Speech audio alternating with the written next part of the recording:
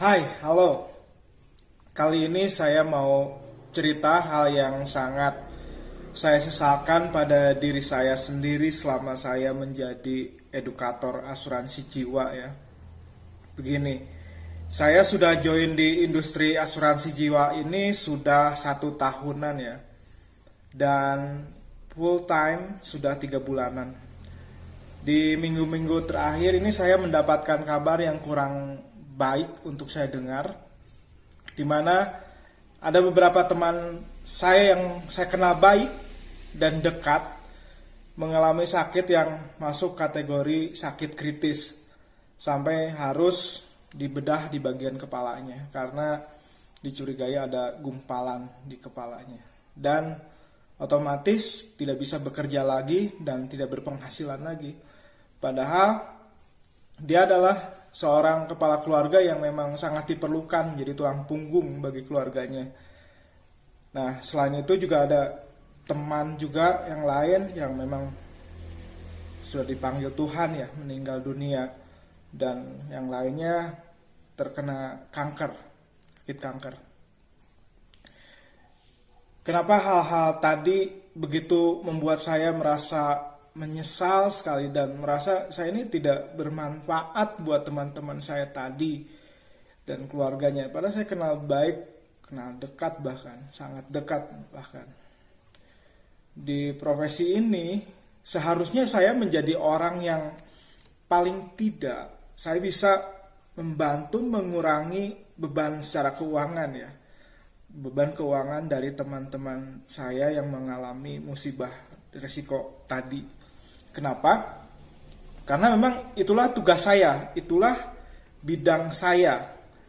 Saya sudah berjanji dalam hati saya dan saya niatkan betul saya join di industri asuransi jiwa ini untuk bisa menolong banyak orang dari sisi keuangan jika orang-orang tersebut terkena musibah risiko kehidupan seperti tadi. Saya masih sering menunda untuk bergerak bercerita kepada teman-teman saya, terutama yang tadi, yang 3 orang tadi. Kalau saya sebenarnya bisa menolong, dan tetapi saya terlambat. Saya pikir nanti saya berkunjung ke rumahnya untuk bercerita. Saya menunda, ternyata keduluan sama resiko tadi.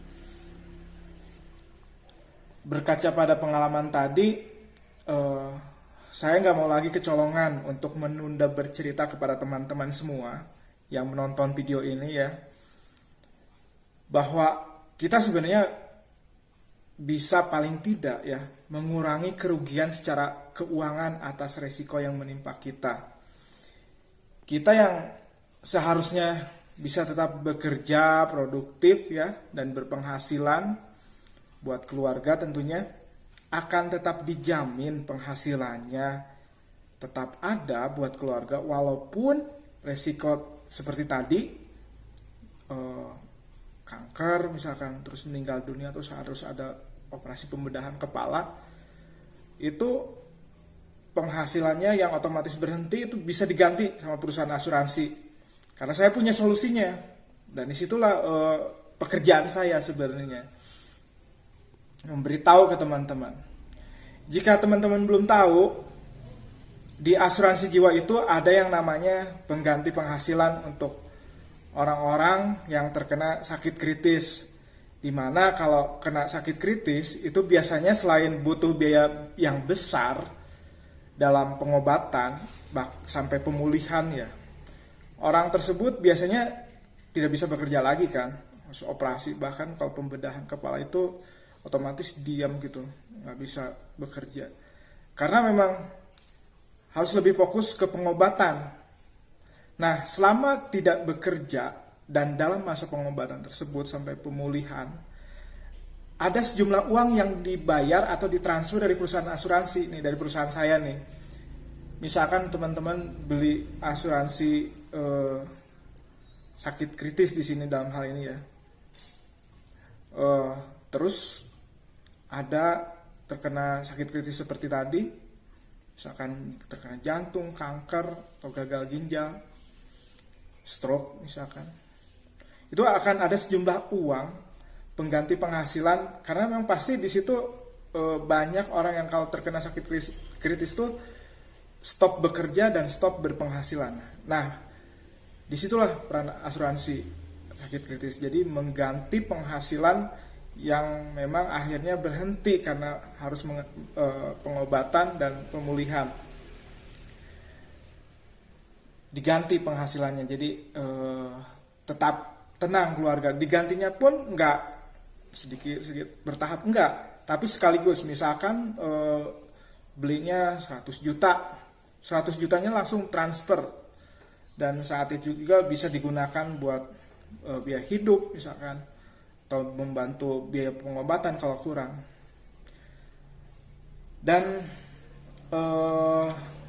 itu cukup hasil diagnosa laboratorium dan keputusan dokter ya, di situ tercatat misalkan memang ini sudah masuk kategori sakit kritis tahap tertentu ya, langsung uang itu cair, langsung masuk ke rekening nasabah. Nah, jika ke depan saya jadi banyak omong soal manfaat asuransi jiwa, adalah semata-mata untuk mau berbagi kabar baik sebenarnya, supaya teman-teman bisa pertimbangkan untuk mulai berhitung kira-kira apa yang sudah dilakukan dan apa yang akan dilakukan jika resiko kehidupan menimpa kita. Kita bisa diskusikan di sini ya. Semata-mata memang kita ambil manfaat sebaik mungkin dari asuransi jiwa yang memang produk asuransi, dalam hal ini asuransi sakit kritis, yang memang sebenarnya bermanfaat sekali buat banyak orang. Di saat resiko-resiko itu terasa dekat sekali, kita harus mulai pikirkan hal itu. Dan saya dengan senang hati membantu teman-teman jika ada yang mau ditanyakan atau mau tahu lebih lanjut tentang manfaat-manfaat asuransi, boleh hubungi saya ya. Saya dengan senang hati mau membantu teman-teman. Terima kasih.